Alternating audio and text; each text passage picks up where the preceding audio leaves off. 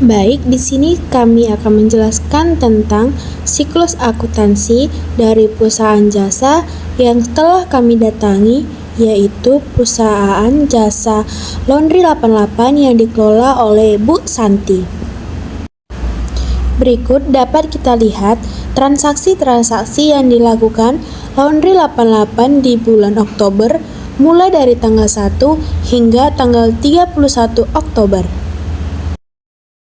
Yang pertama, kita akan membuat jurnal umum akuntansi dipakai untuk mencatat semua jenis bukti transaksi keuangan yang sudah dilakukan di Laundry 88, di mana transaksi yang dilakukan pada Oktober 2025 di debit itu berjumlah 58.790.000 dan di kredit berjumlah 58.790.000 yang dimana dapat dikatakan balance.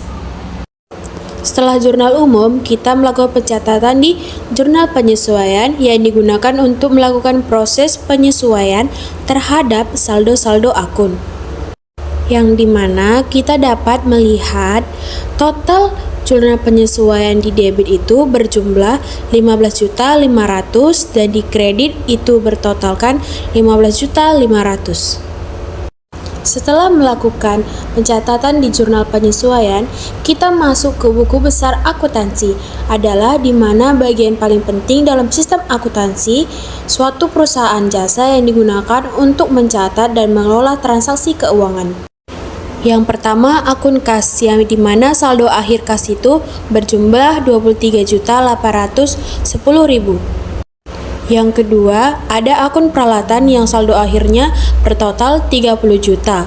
Yang ketiga, ada akun perlengkapan yang dimana total akhirnya itu sebesar saldo minus ataupun 110.000. Yang selanjutnya, beban dibayar di muka kendaraan sebesar 150.000 dan pendapatan jasa saldo akhir berjumlah 6.300.000. Selanjutnya, beban gaji saldo akhir 1.050.000. Selanjutnya, beban kendaraan saldo akhir 100.000. Selanjutnya, beban listrik dan air saldo akhir 750.000. Selanjutnya, beban perlengkapan 350.000, beban kerugian perlengkapan saldo akhir 200.000, beban sewa saldo akhir 900.000, dan selanjutnya ada beban pulsa dengan total saldo akhir 100.000. Selanjutnya, utang sewa saldonya sisa 900.000. Modal saldo akhirnya itu 49.900.000. Selanjutnya, kita akan mencatat neraca saldo yang belum disesuaikan. Neraca saldo belum disesuaikan disebut sebagai seluruh transaksi yang telah dicatat dan diposting buku besar. Selanjutnya, saldo akun yang telah diposting pada buku besar tersebut dipindahkan ke daftar saldo. Laporan ini bertujuan untuk menentukan apakah pendapatan atau kesalahan dalam postingan debit kredit ke buku besar sehingga dapat membantu dalam proses audit laporan keuangan pada debit maupun kredit. Dimana setelah itu kita masuk ke dalam kertas kerja. Yang pertama, kertas kerja itu memiliki yang namanya neraca saldo, yang kedua penyesuaian, yang ketiga neraca saldo disesuaikan, yang keempat laba rugi, yang kelima posisi keuangan ataupun neraca. Dan juga kita dapat melihat total debit maupun kredit dari pencatatan kertas kerja berikut. Setelah pencatatan kertas kerja, kita akan masuk ke dalam laporan laba rugi, yang dimana laporan laba rugi adalah laporan yang menunjukkan jumlah pendapatan dan biaya dalam satu periode usaha ataupun bisnis. Laporan laba rugi akan memberikan data keuntungan ataupun kerugian pada perusahaan jasa yang telah kita teliti, seperti berikut ini.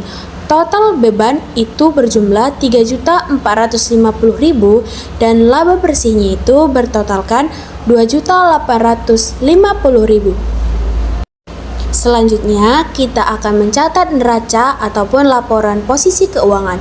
Yang pertama itu adalah aset yang berjumlah 34 juta 70.000.